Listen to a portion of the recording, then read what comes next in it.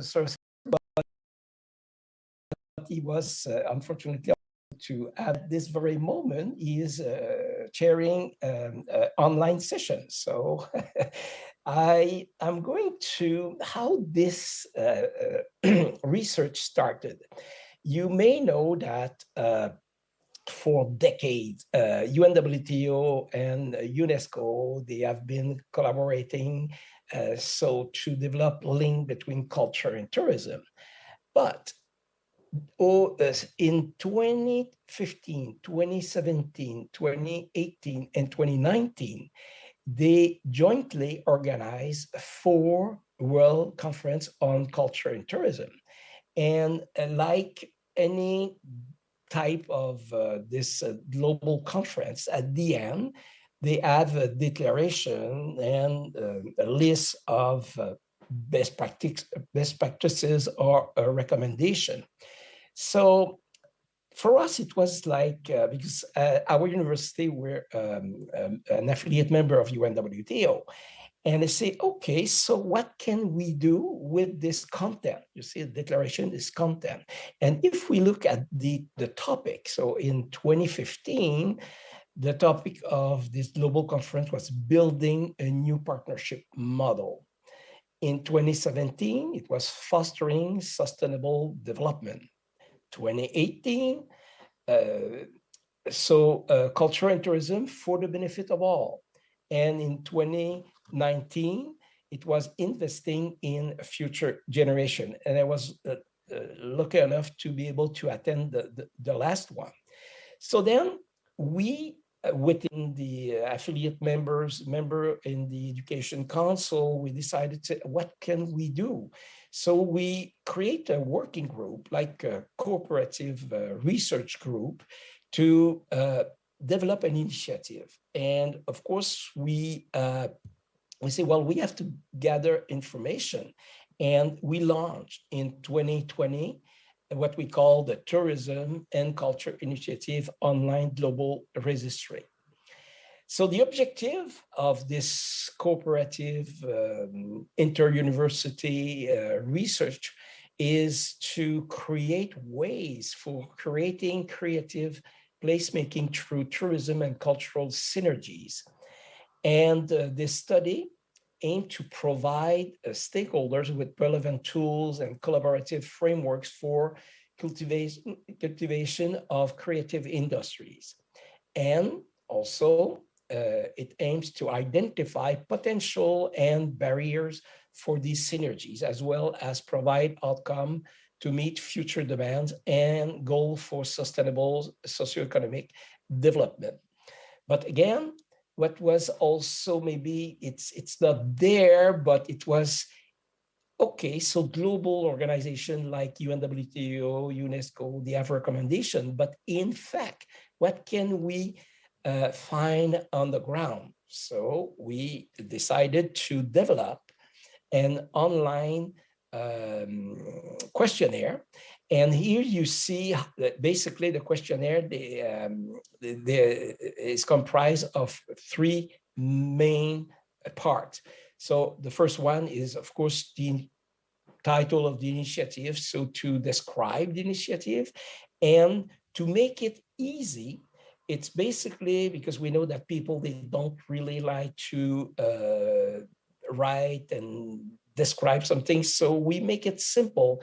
You just copy and paste what you already put online on your initiative. So it could be on Facebook, it can be on the website or on any other media.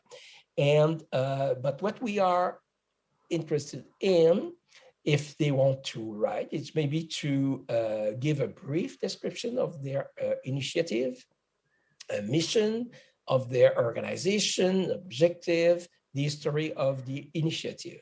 So this is basically part 1 of this online questionnaire. I will move directly to part 3, which was quite standard. It's to have the profile of the respondent. So basically, we are inviting all type of tourism and cultural stakeholders to publish or to post something on their initiative. But what is key is really the what we call systemic description of their initiative. So if we started with the 4 global conference, out of this 4 global conference on culture and tourism organized by UNWTO and UNESCO, so there is a total of 80 actions, recommendation to enhance tourism and culture synergies. But 80 question, it's much too much. So basically, we create a scientific committee, and from this 80 actions, we were able to summarize or to narrow down a list of 18 key areas. And then we structure these 18 key areas in 4 key factors: awareness, diversity and authenticity, partnership, and sustainability. So basically, this online questionnaire, we put it on the World Center of Excellence of Destination website. And of course, it could the link could also be distributed by our partner universities. And here is an example. So for instance, in Montreal, there is an initiative called Montréal en Histoire, which is basically interactive and augmented reality initiative in the old part of Montreal, old Montreal. So when they fill out the questionnaire, so automatically we give them a feedback, I will say, or visibility, and so they can see the image of their initiative, the location, the country, and also there is a link directly to their social media. And people, they can, if they are interested, they can get information, detailed information, or everything that they put online. So as you can see, this is a Google Maps. So there is a possibility to narrow down if people, they don't know where it's located. So we can have a more precise location of this initiative. And also, at bottom of this map, there is a rolling list of other initiatives, so they can just have a click on this initiative, and they will go directly to the description of this initiative. So now, what is of interest? So we have different target markets to this research. First of all, of course, it's to have something interesting for the actual stakeholders, so cultural and tourism, because for them, what they are interested in, it's visibility, and also maybe to visit other initiatives and to compare, so to do something by themselves.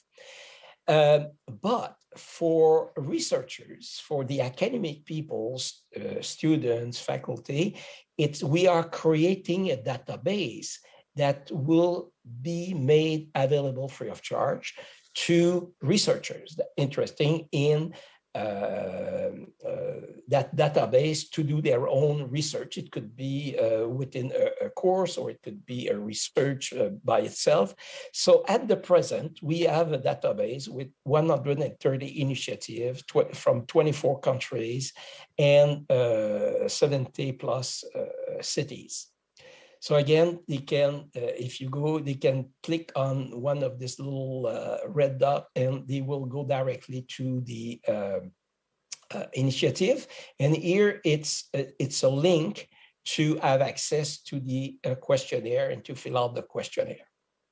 So just to show one example of what type of data that we can have as an output. Here it was to see what are the, if we look at the overall entries in the database, so how many are interested in what type of stakeholders? So the yellow is national government organization, the blue one is the private sector, and you have the public sector. So different type of initiative, and also it gives us some visibility based on our 4 factors. But of course, the data is downloaded on the Excel file, and then from there you can use whatever you want, SPSS or whatever,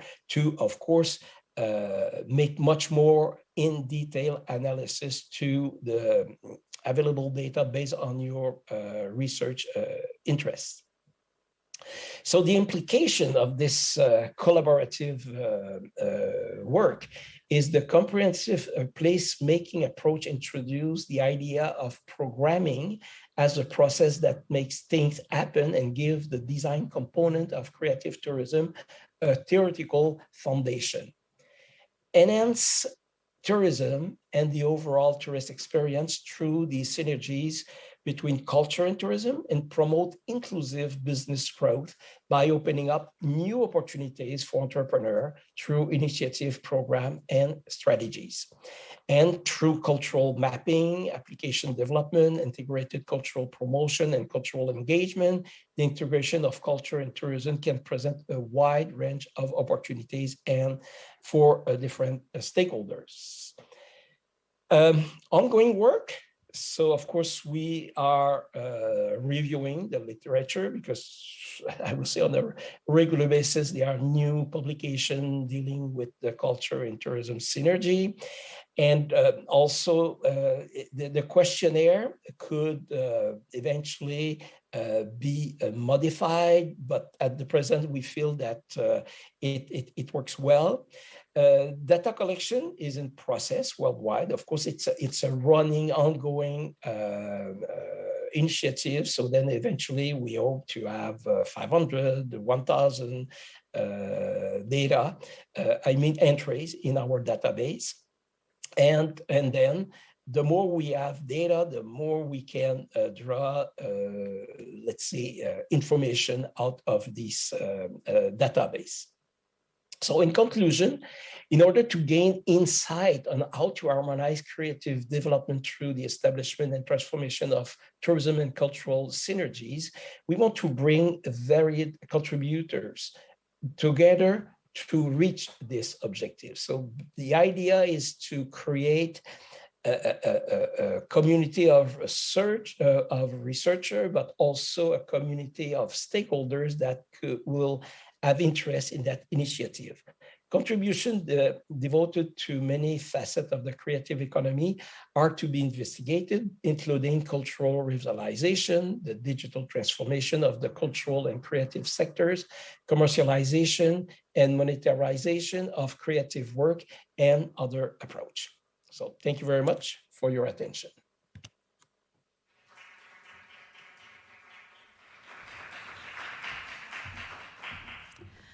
Thank you so much, Francois. It's a valuable, I'm impressed you have 130 initiatives in the database, and it's a really valuable resource in that it comes from practice.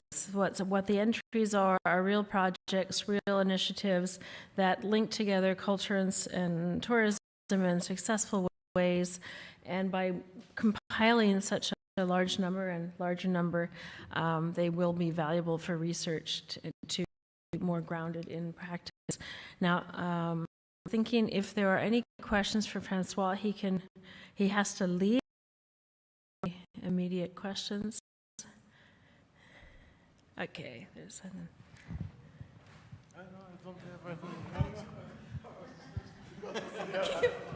You're stretching? Oh.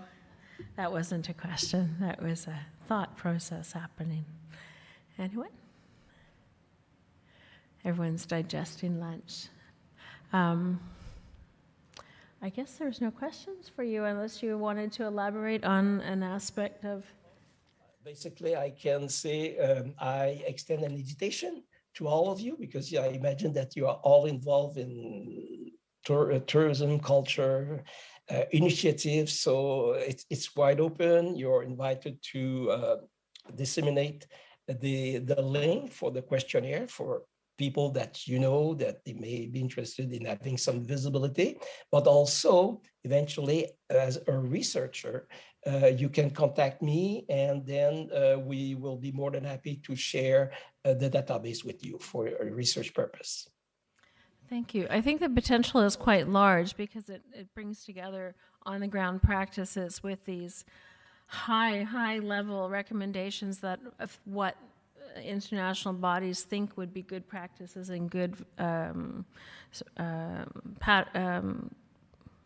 guess practices and strategies to adopt, and really provides an opportunity to test those in real life situations. So thank you. So there is a technical aspect. Usually when you have a questionnaire in let's say an academic setting, you normally have to ask the authorization for doing research.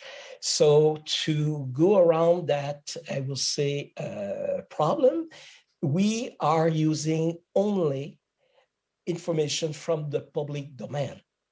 Okay, so it's why it's there, but of course it's not because it's there that you can do something. It has to be organized, it has to be compiled, it has to be put in a database.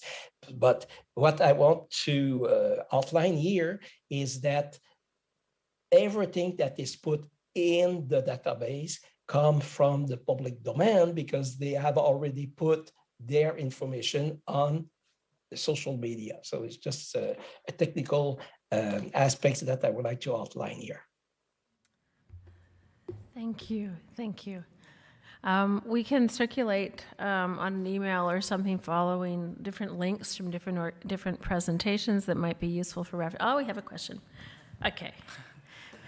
Hello, Professor François.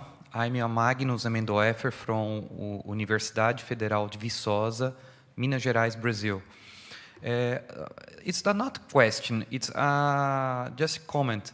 I would like to know if possible soon to know more about your questionnaire, because your questionnaire I think is maybe very interesting, and I would like to use maybe with your credits in Brazil, because I will study the creative cities of gastronomy, and we like to study in a global survey after.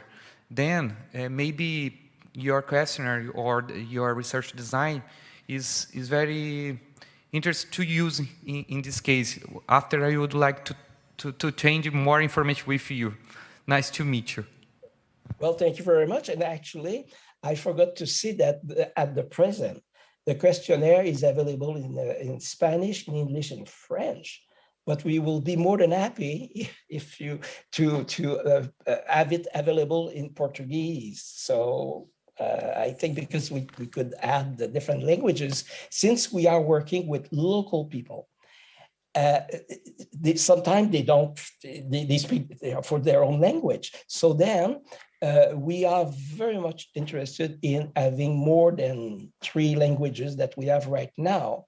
So since you're coming from Brazil, if we could have your collaboration to have the Portuguese translation of the questionnaire, we will be more than happy to do that. So if we could just send me your contact, so I will contact you and we will develop a collaboration. That's for sure. Very good. Thank you, Professor.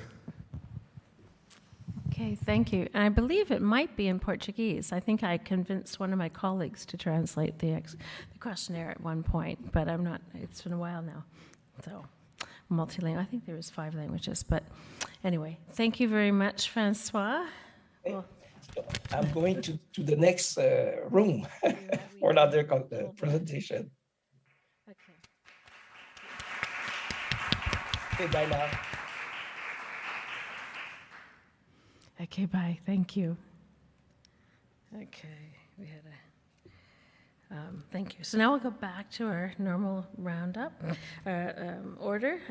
So the next presentation is will be presented by Catherine Eberhardt from the Munich University of Applied Sciences, the Department of Tourism in Germany, entitled Drivers for Destination Resilience and Destination Recovery, the COVID-19 Pandemic in the Bavarian Tourism Industry. So welcome, come up, and I'll time it for, I don't know, it'll go off in about 18 minutes, and that leaves you 2 more minutes to find okay, effects. great.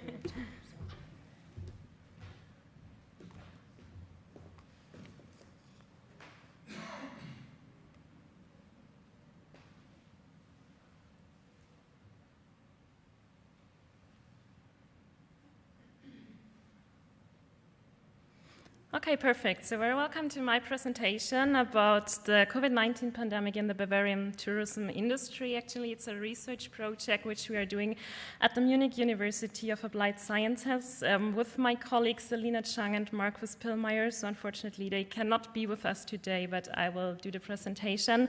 And our project is sponsored by the Bavarian Ministry of Economic Affairs, Regional Development and Energy, and the project is lasting 3 years in total. So we are in the 2nd year, we just started last year, and we still have some time. So this is just the first results that we have so far. So I have a short agenda. I will just start with the first point, crisis management and strengthening resilience in destinations. So there were considerable impacts of the pandemic on tourism destinations in Bavaria. I think it was the same all over the world. So the tourism attractions were closed, the hotels were closed, MICE tourism declined. So that was the problems at the beginning, and that's why the topic of resilience comes into focus actually for the tourism industry. And they just need to address topics such as the emergency management and the promotion of resilience, because, for example, in Bavaria, we have seen that there are not that many crisis management plans so far, so this should be kind of a homework for all the destinations, just to prepare something for the upcoming crisis. Let's see. So first of all, we're just looking at some definitions. The crisis management just is coping with an urgent problem which is upcoming, and of course you also have a dependency on different resources, may it be human resources or even like financial resources which you have, or even knowledge. So that was the point as well, which we have seen in our research. And of course there are different stages that can be defined during the crisis. So yeah, I think so the main crisis, it has been overcome so far, but still the COVID-19 pandemic isn't finally overcome as per our opinion. And for the resilience topic, it's the capability to cope with external disturbances such as the pandemic. And it's very interesting in Germany, actually. We do have the energy crisis, so it's kind of a new upcoming crisis at the moment. So this is why the resilience topic is still important for the industry. And destination resilience, of course, does have the relation to the destination. So it's the capacity of a destination to cope with disturbance and to rearrange itself again after kind of a crisis.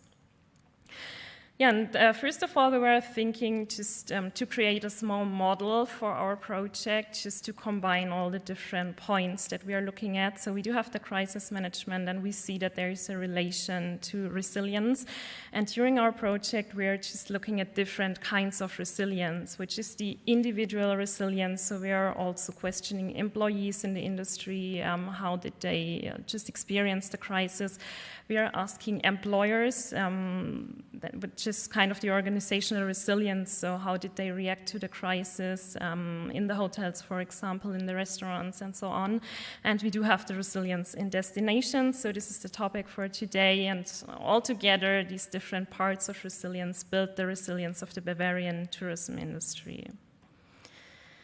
Yeah, and then we have just been taking a look at the literature as well. So there are hardly any findings between the relation of crisis management and resilience in the industry so far. And there needs to be some integration of crisis management principles, even in destination management plans, so that the resilience can be enhanced, and also recovery strategies are needed. So if you take a look at Bavaria, there was only one recovery strategy actually, like from the city of Munich, but we didn't find any other recovery strategies so far. So let's see if something will be developed in the next time, as the crisis is not overcome yet.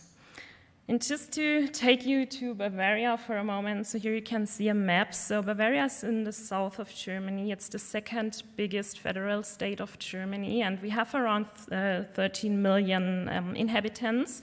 And I also have some statistics about the arrivals and the overnight stays, which really declined, as we can see, starting from 2019. So now the numbers are about to relax a little bit, but the numbers are still low. So yeah, let's see what will happen. I think they do a lot in order to bring back the tourists, but of course there are still travel restrictions and some people are not really sure, should we travel or shouldn't we travel? So let's see how the numbers will develop for the future. So just concerning our research project, we do have some different research questions for that part. So which impacts has or had the COVID-19 pandemic on the destinations in Bavaria?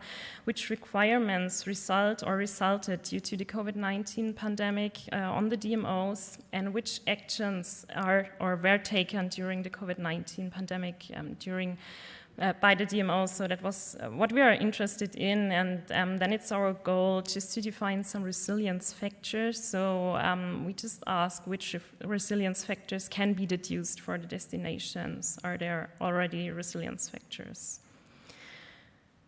So just to introduce you into our methodology, we started the project beginning last year with expert interviews. So we had 23 experts in total working in the tourism industries, like from the destinations, from hotels or tourism associations, intertrade associations, and we just wanted to have some kind of overview about the topics, what is happening, like what do we need to know, what is the problems, and as we had that information, we decided to conduct some focus groups. So we had 55 more experts discussing specific topics, so it was always groups like 2 or 4 people, and we were just talking about the crisis management in the destinations, about human resources management in the hospitality industry, for example, about the catering industry, just to get insight about the different topics. And last but not least, we did the questionnaire survey this year, beginning this year, and so we are still evaluating all the results, but some of the first results I already have here. So I will be starting with the qualitative results. Of course, it's many, and I just picked 3 of our quotations just in order to get you an idea of what we have been talking about with the experts. So the representative of the National Marketing Organization in Bavaria says, it maybe seemed that there was a trace of a plan, but fact was that there was no blueprint available for the situation. And in this respect, of course, it didn't work well on all the different levels. So at the beginning of the crisis, there have been a lot of discussions like, it's your fault, you're the one responsible. So it was not clear who is the one to act and who is the one like wearing the hat and saying we are doing this or we are doing that. And then he also said, our function has changed promptly. The transformation from a tourism marketing to a tourism management organization was already discussed 2 years ago. The pandemic served as a catalyzer, and we changed our articles of association. We do have a new company purpose now. So now it's not just the marketing which they are doing, they're also doing kind of the networking, digitalization, which is very important for the tourism industry actually at the moment. And then we have a third quotation. This one is from a representative of a destination management organization in Bavaria, and she said, money helps, but if I don't have any reasonable concepts available, the money isn't of any use to me. I think resilient destinations need to be up to date. They need to think about what are my goals, what is a steady trend. So this kind of innovation that we need as well in the tourism industry, which is very important. So this is the qualitative results, so only a part of it, and we have seen it's quite a political topic as well, and that's why we decided to build some kind of semantical differential. I don't know if you know that, so we just put some adjectives, positive and negative, so it's just the opposites. On the left-hand side, for example, you have supporting. On the right-hand side, you have obstructive, and then we just ask, what do you think about the politics? How would you evaluate the role of politics? And this is a tricky question, actually, but we did it, and what we can see, it's rather on the negative side than on the positive side, the evaluation, and we do have some special outliers, as we can see. So the people in the destinations think it was quite a chaotic approach at the beginning of the crisis, how politics was acting. They acted kind of uninspired and unstable. So just to give an example, if there were any rules introduced newly, they were just talking about it on Friday, and they expected all the organizations in the tourism industry to implement these rules until Monday. So it was only the weekend left just to change things, and it was about closing whole hotels or about opening hotels. Like, you cannot do that in one weekend. But anyway, they said it was supporting as well, because the politics, of course, they cared. And in Germany, there's also kind of a short-term allowance, and they got some support from the governance, financial support, and this is why the destinations say, okay, it was supporting as well, and kind of passionate, maybe because of the many discussions we had about the different topics. And of course, it's not only politics who have to do some actions, it's also the stakeholders itself. So we asked the destinations, which additional crisis management measures did you implement in your organization during the COVID-19 pandemic? And most of them, as we can see, 77%, they just adapted their communication. So it was more digital communication. They adapted some marketing strategies also in order to communicate outwards in order to their target groups, for example. And of course, the collaboration was a very important part as well. So there was collaboration before, but I think as they were all sitting in the same boat and there was no plan, actually, as we have seen before, they just needed to collaborate even more and to create some new plans for the future. Only half, we expected it would be more, but they adapted their products and they just innovated. So we hope there's some more innovations for the future. And there was also hand-on support of hosts in the destinations. So like the DMOs, they served as a speaking tube as well for all the organizations in the industry. So because they are in the middle of the politics and of the organizations in the industry. Yeah, and then of course we were interested which are the resilience factors. So you don't need to read all of them, so it's just an overview. We have been looking at literature, we have been looking at our results from the qualitative studies, and then we just asked them about different factors. What do you think? Which ones are important? So here I have the top 5 from the overview. So the most important, they said, it's the speed concerning the implementation of measures. So you have to act very quickly in order to implement something. If there's a crisis, you need to get together and to discuss, and then you need to find a solution, actually. And what is always important is the competent leader on the political level, but on the organizational level as well. So leadership is a very important topic in our research project as well, when we are looking at the individual and the organizational resilience, actually. And there needs to be some willingness to learn and the learning aptitude in crisis situations. So some of the organizations, they were just like, let us do what we always did, so it's not working in a crisis, actually.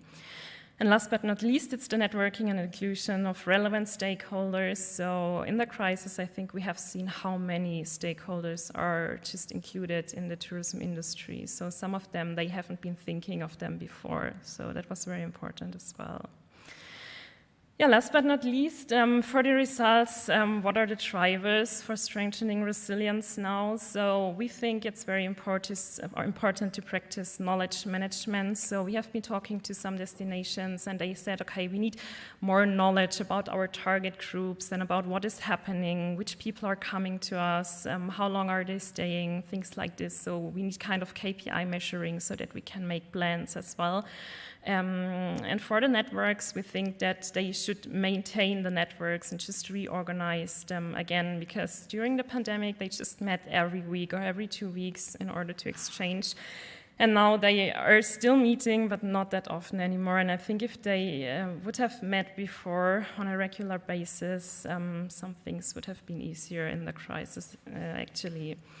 Yes, then we have that acting quickly. We have seen that before, that you need to be very fast in order to implement your measures, and also it's the integration of political leaders. So some of the experts told us if they have a good relation to the leaders, to the politics, they just can talk to them, they can introduce the actual situation, and then it's like you can find solutions on a common basis. So it's very important that politics also know what is happening in the industry, because sometimes they didn't even know, can they implement these measures, which we're just telling them, do it like this, do it like that. So there needs to be more exchange. And even in Bavaria, the structures need to be adapted, kind of, because there's some structural problems, but it's not only because of the pandemic, but it was already before. So just coming together and considering the different levels would be very good for Bavaria, actually. Yeah, and last but not least, we have a small outlook. So as per us, the crisis is not completely overcome yet. And as I already told you, the energy crisis in Germany is upcoming. So let's see what will happen the next year, because already stakeholders are fearing they have to close again, or maybe they cannot pay their bills for electricity. Everything is getting very expensive at the moment. So who knows if the people are still going to the hotels or to the restaurants, if they can afford it, actually. And our quantitative results, they need to be further evaluated. That is what we are planning, is more focus groups just to discuss what is the situation now, because we always have to consider that the results are from last year, so situations may have changed already. And so there needs to be more research concerning the crisis management and the resilience in destinations. And the recommended actions which we have, they need to be differentiated in regional, national, and political levels, so that everyone knows what he or she has to do, and it's not just like one plan that you can give, because it's different like resources they have and different actions they need to take. Yeah, that's it from my side so far. Thank you very much.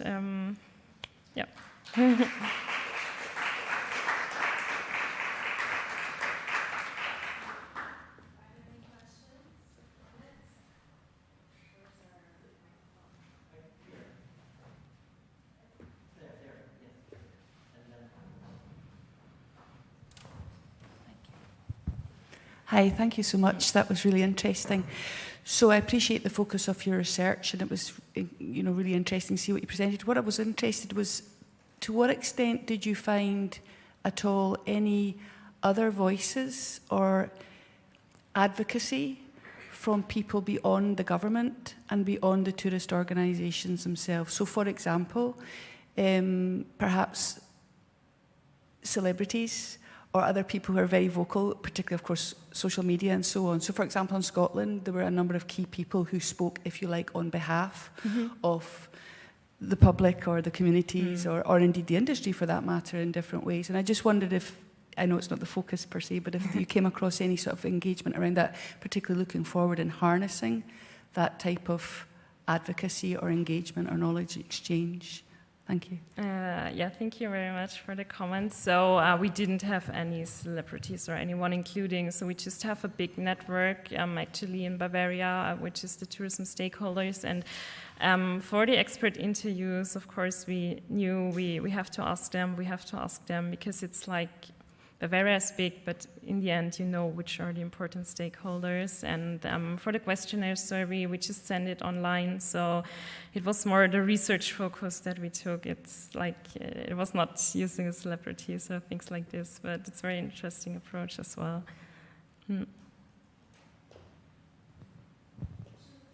Yes, there is a question. Thanks a lot for this research in islands. It's very interesting. And the resilience. But after the crisis, the network, I mean, in some places changed because, you know, the numbers changed, the numbers of enterprises and others. So what do you think, how is possible to, you know, to rebuild a destination? I don't know if in this case it's possible or just is little, so I don't know exactly. So this is the questions. How is possible to regenerate maybe the destination after this damage shock?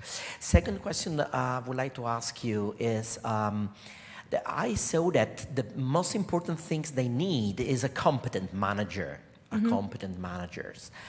But sometimes, you know, they ask, I don't know your experience, but they ask that someone that, you know, could improve the demand. So it's like, you know, bring tourists and that's all, it's okay, and just coordinate us.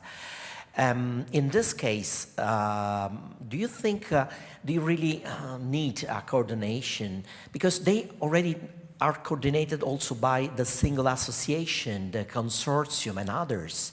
Did you consider this other network in the study, or if not, if you think it's could be a good idea? Thank you. Yeah, maybe for Germany it's important to know that we have a lot of small and medium-sized enterprises, so they just needed the network in order to connect. So there is some politicians, of course, they didn't really act concerning the tourism industry. This was one of our what we have seen, how it was like, and then I think it is the destinations itself who are just together forming the network, but they didn't ask the ones from the hotels, the ones from the gastronomy or catering industry, what is your situation, what happened? So our idea was just to bring them together, even with the political level and also the SME level, so the people who are really working in this industry, so that they can just exchange their thoughts and that they know, okay, what is your situation and what is your situation? Because this is what was told us. They're just crying at each other and no one understands what the other one is telling them or what they want to know, what is their goals, what is their situation even. So that's why it's very important to rebuild these networks and just to do it on a regular basis. And what we also observe in Germany, it's like always the same people are in the network and always the same ones are the ones who kind of engage or do have innovations or try new things. So I think for the pandemic it's very important to get them all together so that even the small ones, they have a chance to act differently or to do something actually. I don't know if it's answered your question. Yeah. Okay. So I just wanted to ask you, it's more your impression because it's not part of your study, but we are always speaking about crisis, but we never speak about a repeated crisis. And now we are again having a repeated crisis for other reasons, as you pointed out, the energy, and probably in 2 years, 3 years, we are going to have more crises. We hope not, but and it depends very much on the people's characteristics. So the southern people are much more prepared, let's say, to react to surprises, and the northern people, as you know, are not so prepared for that because they have advanced plans, which is good for them. Due to that reason, they are more developed. Do you think it's already in preparation a plan for future crises? Because for sure, when you did the interviews, some pointed out if we had a plan or we should have a plan, what is your impression? Because it didn't make part of the study. So it's an interesting question, actually. The problem was, after the pandemic, a lot of employers left the industry, so it was only some employees staying back. So, of course, you just have to try to catch up and to make the business work again. And then in the summer, it was a lot of tourists coming to Germany or even traveling within Germany, and they were just like, how can we handle the situation? So they were not thinking about what did we learn from the crisis, or what can we structure newly, kind of. So they were just like, okay, how can I set up all the tables and prepare all the beds in the hotels? And this is what is the problem even now. So I think they just try to get back to 2019. This is one of the problems. And the new employees who are coming back to the industry, they're just maybe even not trained for that industry. So they just take everyone actually at the moment. And then, of course, it's like question of the quality as well. So the service may be a little bit bad actually, and you have to pay more money because of the energy that you already mentioned, and because they lost a lot of money as well during the crisis. So it's a big problem at the moment. So I think they are not prepared for the next crisis because, of course, in Germany you have this financial support from the governance as well, and then they just felt kind of relaxed. Okay, so we are a little bit safe, so not very safe because the money, it was not enough actually to keep up all the business, of course, but some money they got. And I have seen some restaurants or some hotels, they really had very good ideas, and they are just trying to attract new employees and to do new concepts. And there are some, they just closed. They said, okay, it's too much, so we will not do it again. And the other ones, they're just relaxing and hoping that the crisis is over and everything is fine again. So that's why it's interesting even for us. Most of the people think the crisis is over, but let's see what will happen during the next year. So how will they react, or what will they do? So it's very interesting, yeah.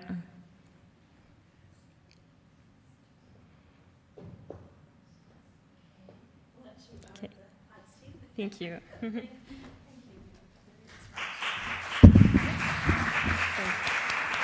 Thank you. Thank you very much. I was just thinking we're about to embark on a study relating to COVID-19, but it's looking at what's happened to the cultural and creative industries in non-urban areas. And we were thinking about value chains and people who got their supplies from various companies that may not exist anymore, and how that might roll out over the next 4 years of these. So there's definitely a lot of that, I guess, research and monitoring and talking to practitioners to really find out what's happening. So thank you. And now we have Giovanni.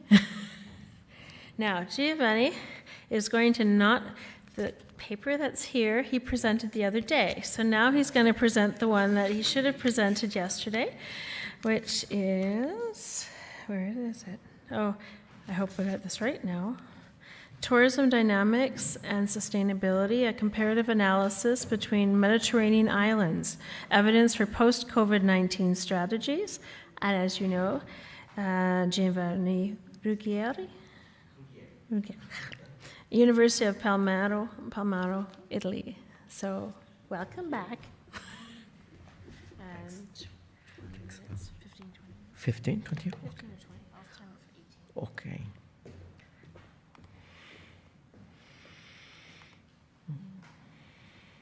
Just a second.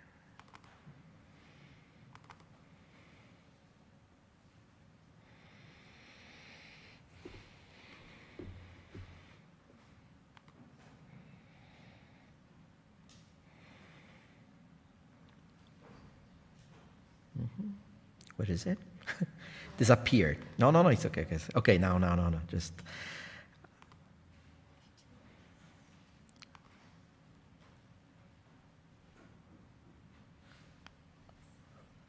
Okay. Now I can read it, everything. Okay, good afternoon. This is the second part of Islands, you know. It's like Netflix series. This is to be continued. I tell you this because, of course, we love islands. We study islands. We travel through islands, and dynamics of sustainability. You know why? Because islands, compared with the other place, they have gaps in terms of economics. We have gaps, economics, social, distance, transport, and others. This condition is called insularity condition, okay? That we can use for policies, for islands, for tourism as well. So insularity. But at the same time, problems that sometimes in all world islands I visit, they said we have a lot of problems. Okay, this is, is the family islands has a lot of problems. Okay, we will work on it.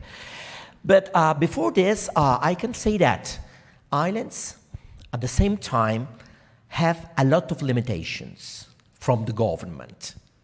Why? Because they are limited territories.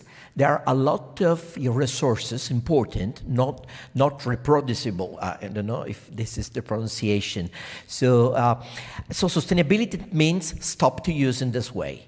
So an external partner, generally the government, the state said, okay, don't use this. So limit a lot of things, land, activities, and others. And the Highlanders said, why? I would like to be free. Why you have to control and limit?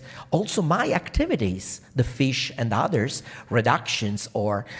this is very interesting because they are considered also fragile territories. Fragile. So I don't have any options. So I have limited land. Okay, so what we did is just to understand the polarities between, sustainability and economic growth. We want more tourists, more demand, but we have a limitation. We have to limit the place. For example, in some islands in, I think Santo Domingo in Caribbean islands, they said you can build hotels not higher than the palms. So it's easy. If someone do something bad, you can see. So it's a rule. And this was a prescription from locals. Said, okay, we do this.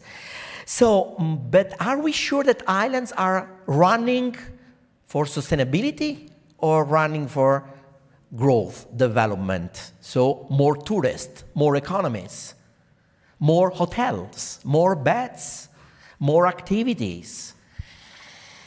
So the question is limitation. Do we have limit tourism or not? Of course, for people that manage tourism, no limitation. But for mature destination like Balearic, Palma de Mallorca, before COVID-19, the people said stop tourism. No? Also in Venice and other parts, stop, not anymore. So business is okay, but is there a limitation? And the government did a plan to reduce in Palma de Mallorca the number of beds and the number of hotels. Okay, this was. So what we did is just to check. Okay, in the past 10 years, we have a good data set in OTA, in the islands, so we can compare islands, we can compare, and suggest what's happened. If islands is big, is small, is an archipelago, it's changed everything. It's a big islands, big population. So you don't think, but Sicily, that is a big island. I told you for my friends, but it's a big island, has 5 million of inhabitants. It's an island as well. And also the little island that in Comino, near the Maltese Islands, there is only one family that lives there. So they have the same problem, similar. So we compared this island, and This is what the big questions. How can say that there is this movement? Because, of course, we use sustainability, we have to limit, we would like to have good tourism, but at the same time, islands need money, more money than the other places. They need more revenue, and they feel they don't have a good, condition. And they depend on tourism. So generally, for the 80% of islands, tourism is the economy. So if you limit tourism, what's happened. So the research plan was done in this way. For Mediterranean islands, tourism is the right formula, and also for island territories. What we did, we compare for statistical indicators, okay, and the combination of variables. Okay, first of all, we start with the islands definition. You say, but islands, I know what is it, but in terms of statistical, Eurostat came to save us, to say, okay, these are conditions to be a coal island, okay, for policies, okay? So we start from this definition, and we divide it in small, medium, micro islands. So micro islands, small islands, medium islands, large islands. Sometimes we use, in Italy, isole minori, minor islands, but it's a word that we don't have to use for islands. Minor, why minor? There is a why. So this is a good classification, and a different policies, for, of course, different islands group. Okay, what we did, the demography. These are, can you see? Okay. This is course, because it was, we did this work for a Corse island, Corse local region. And first of all, check which islands you are, which group you are first. Second, the country, because it's important, policy, the area in kilometers, so, and the population density, because, this is very important for development. So we compare supply, okay, tourism, and the demand. Supply, we compare hotels, number of beds, number of other accommodation, and beds in the other accommodation. So from 2007 to 2019, okay? So in this 13 years, we try to understand the evolution, the change in these 2 points. And some islands increase a lot. Sometimes some islands decrease in the supply. Okay, so reducing, some increase. And this is very interesting because we suppose they increase every time. What's happened in tourism demand from 2007 to 2019? Generally, increase, okay, for all islands. So islands are placed now for holiday, nice to go, because the 65-70% of us, we live in a big city. So we need isolation, we need, different places from the city, okay? This is a trend that started some years ago. So that's why islands are more. Also during COVID, there was a Greek initiatives, no COVID island. Did you hear about this? The Greek island said, okay, we have no COVID island. So if the people of the island has the vaccine already, and all the people that should come should have no virus, of course, should be, negative of the COVID-19 virus. Okay, so it's safe. Okay, and they get a lot of people in 2021. A lot of tourists spent time placed there, but only for Greek islands, not for the others. Okay, because also in Italy we said okay, also for islands, and the other regions said no. Why? because also we would like to attract tourists. And so we could not do for Italy. So tourist demand variation sometimes is quite big. So course, for example, 1 million of our tourists more, and from 6 million to 10 million of nights sold in the hotel. So the variation sometimes is 70%, 70, 71, 83%, 89%, okay, 94%. You want to say what's happening in the Crete, Sardinia, Sicily? No, sorry, there is not these islands because we concentrate only on Mediterranean islands. Okay, so these are the indicators. So territorial density, the occupancy rate, the average size of establishments, big or little, and the territorial exploitation index that we generally use to value the pressure. So this index was calculated for 2007, 2019, and so we compare what's happened with these tourist indexes. And this is the one of the two graphs to demonstrate, what's happened.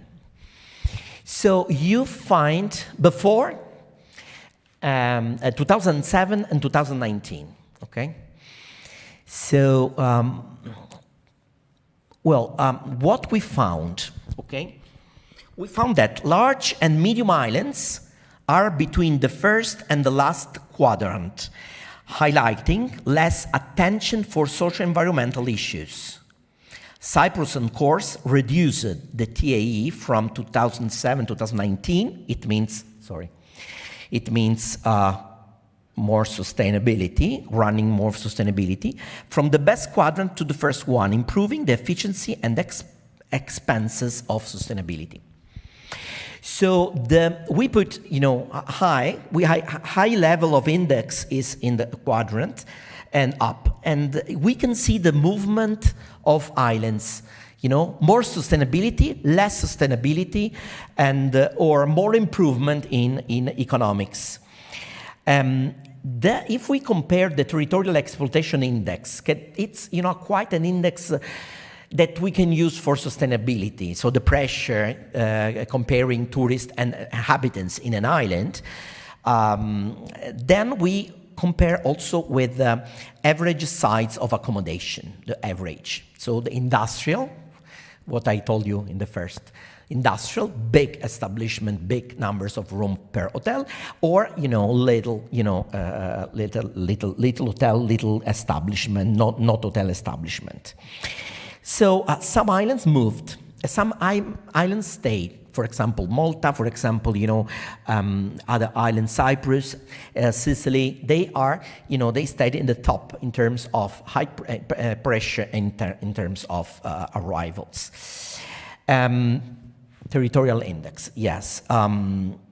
Then, what we found is that sustainability is a dynamic index, of course, but we have to measure in terms, first of all, in terms of tourism, land pressure, but not only land pressure, because sometimes it's we have to have an index calculated in time and in some spaces. It's not for all the islands, okay? This is very important. Sometimes we are not unsustainable in the year, islands, sometimes are sustainable, sometimes are empty of travelers. So it doesn't mean we cannot say a policy for tourism in an island. No, we have to determine how working on peaks and working on the winter tourism or the autumn tourism.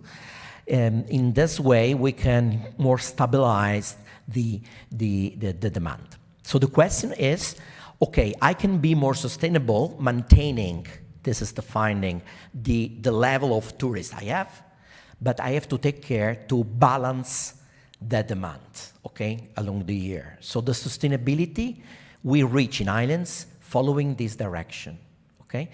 That sometimes say that seasonality, no? A lot of people now in the island said, Professor, don't come here in July and August because it's crowd.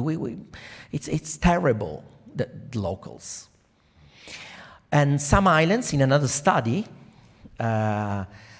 generally, what's happened, we demonstrate in another paper, we presented already, that if I sell in the peak season, in the high season, I sell more, I increase tourists. What's happened? I increase the number of hotels of establishment, of course, but they do business only in high season. So it means that in 10, 13 years' time, some islands increase the peak, not increase the tourism. In this way, we are in the wrong directions. Why? Because I sell a product when the people buy it. No, not in winter, of course. I do because in 2-3 months a year, I get my money. Okay.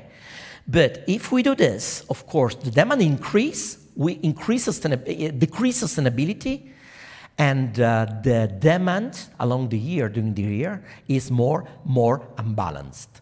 So we connected already unbalanced demand with sustainability. More is unbalanced, more we are running in unsustainable tourism. And this is very dangerous for islands because you cannot stop. It's very difficult to, like Palma de Mallorca did, so reduce, so close, or just the license for hotel. If you don't sell a lot of rooms along the year, I quit your license because they plan everything. So thank you. I think that it could be an inspiration, this presentation, for others. These are policy implications for large, medium, of course. There are other 2 slides, but I don't want to, take here more than this. So sustainability, it's a big risk, and we are not doing nothing for sustainability, okay? No limitation, no planning. And this is the last thing I say, I promise. And this happens when we don't plan. If we plan, we can contribute to sustainability. If we don't plan, it's impossible control tourism and plan tourism. And some islands do a long plan vision. Some islands no, prefer no. Why? Because I can decide day by day why. I don't want to have any limitation. Thank you. I stay here? Okay. One? Okay. These are references, and these are, if you want more materials on islands, this is the website of the Association of Islands.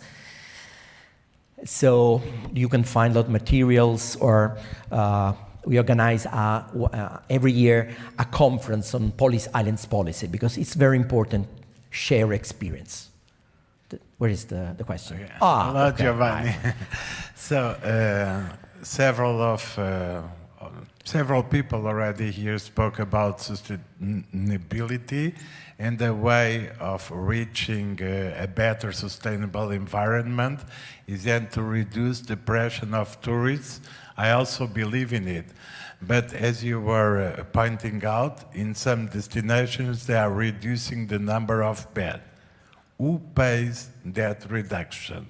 Because the landlords must be rewarded for the reduction of beds. Does that money come from our income taxes?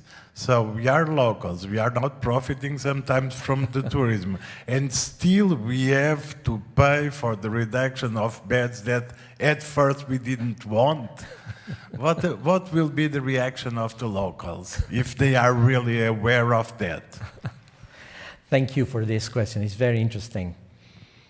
Because look, in the future, for islands, maybe some islands the population will protest, okay, the local population, like in Palma. I tell you how they did policy in a good way. And the other islands, like Philippine islands, they decide to close the islands for 6 months. I don't know if you heard this, for 6 months. It's too crowded. we have to plan first. Stop tourism for 6 months, you know? And this was a big news. Wow, stop tourism for 6 months. So, and they plan again, because the idea, the business idea is, if I'm not sustainable, I will go out of the market as a destination in the future. I will not any more money in the future. So I need to do it to, you know, to maintain the level or to increase. What's happened in Palma de Mallorca? And happens that the policy start to study the question, and they decide to reduce the number of beds.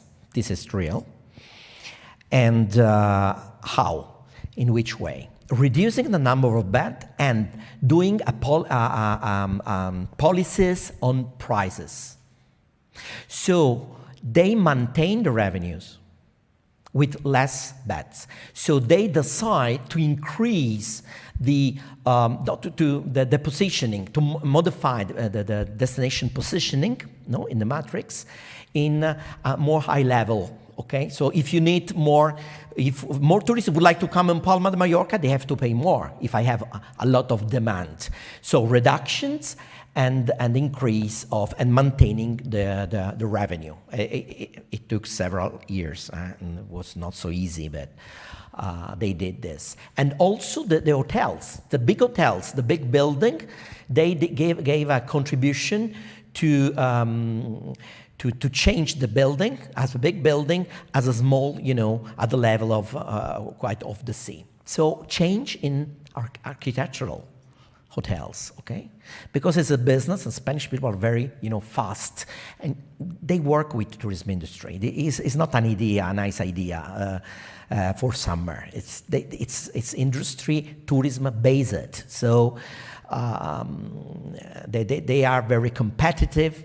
And if I lose a market, they start in the plane, the president of the region, the chamber of commerce, all the tour operators, all together go to speak with the tour operators and with the market, said, what we can do for you? We need, and they work on problems. So if in January the islands is empty, they work in January to increase tourism in January, not to reduce all sustainability, but just to say, okay, we have this problem, we work in that directions. So I don't know. Well, I hope, I hope that here doesn't happen. The populations that stop tourism. This you can use for fragile territories, for coastline, for, you know. But the policies are very important. If we don't plan, we cannot say we will be sustainable in the future. It's impossible for islands or for archipelago. Yes.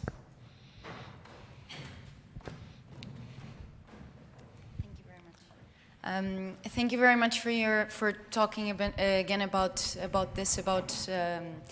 the amount of the pressure we are having here in Azores, because it's well, there are so many things to talk about this.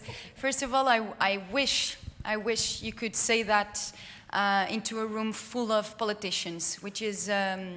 Unfortunately, we had our secretary that came here and that presented this conference and clapped for the conference, and then she's not here, and it's a shame, but it is what it is. So it's nice at least to have this discussion with people in the area. I think it's very interesting what you said about spreading the number of nights from summer to the other months. Even though sometimes here it's not easy because of the weather. Even though we can, with creativity, try to spread, but the problem.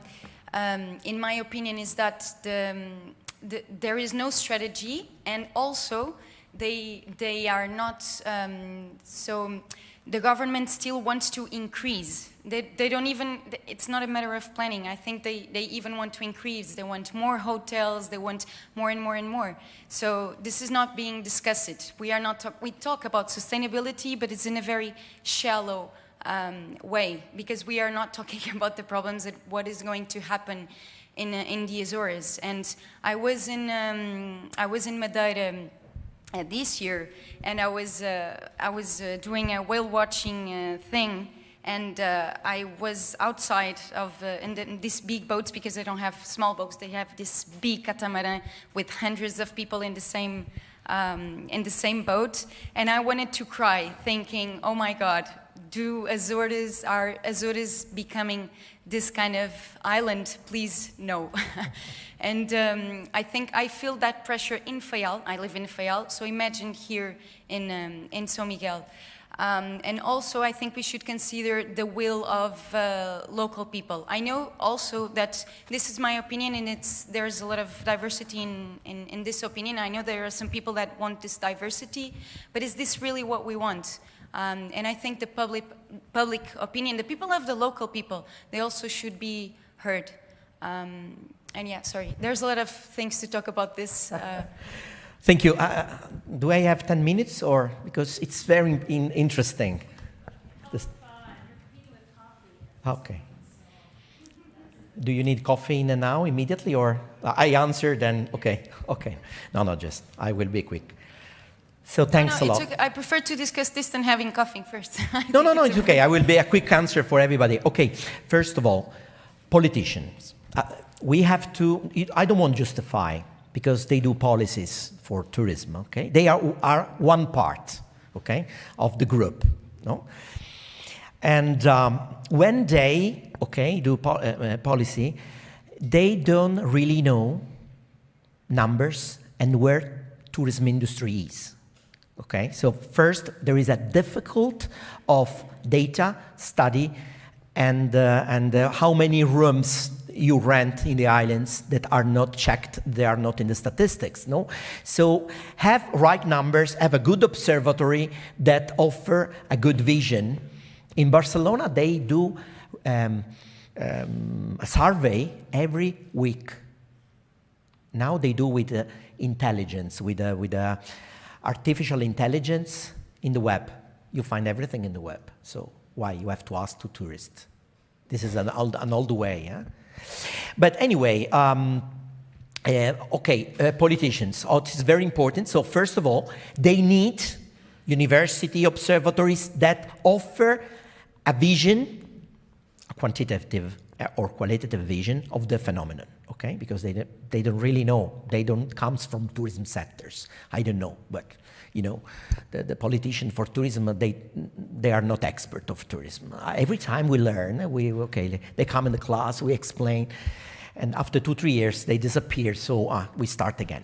Anyway, when two things I suggest you. When I organize conferences with research results, generally the politicians stay there in the first line, and they have to listen to all the morning important results, so they can work on it. This is a good way. I did it, it works. Because, what can they say if they have to listen policies from university expert, managers, and others? They need to know. Another things you say that the development of an island, you say that I don't want to be crowd, or balance tourism, trying to balance. We have to ask to the people. Okay? Generally, the people, these geographers, they are mad. Only territory, land. But people, I don't know. We will see. No, ask if they want or not. So asking people is very important. And I conclude. I did this in the small islands in the Tyrrhenian Sea, Aeoli Islands, because the politician said, Professor, we have this problem of seasonality, no? It's always, everywhere, seasonality, okay. We want tourists all the year, okay. Are you sure? Yes, Professor, okay. I have a class, a summer school, okay. My international students go there to interview the people in July if they want, work also in the wintertime. The 90% of people said no. Are you mad? We have to work in this way, these 3 months, all the year? No. Totally no. So ask first. Second, the young people said, we are happy because we work 6 months, 5 months, very hard. okay? 20 hours a day, not 20, but less. And the other 6 months, we travel, we enjoy life. So they have already an equilibrium. Why we have to modify? Okay? So ask the people, but move the people in a plan. A plan, I know, do plan for islands is very difficult because they are generic. Okay, we can do everything always. So it's very important that you work all together in planning. It's very, very important with people, with the local people, with the people that lives there. So, coffee time? Okay. The clap is for the coffee, of course. Thank you.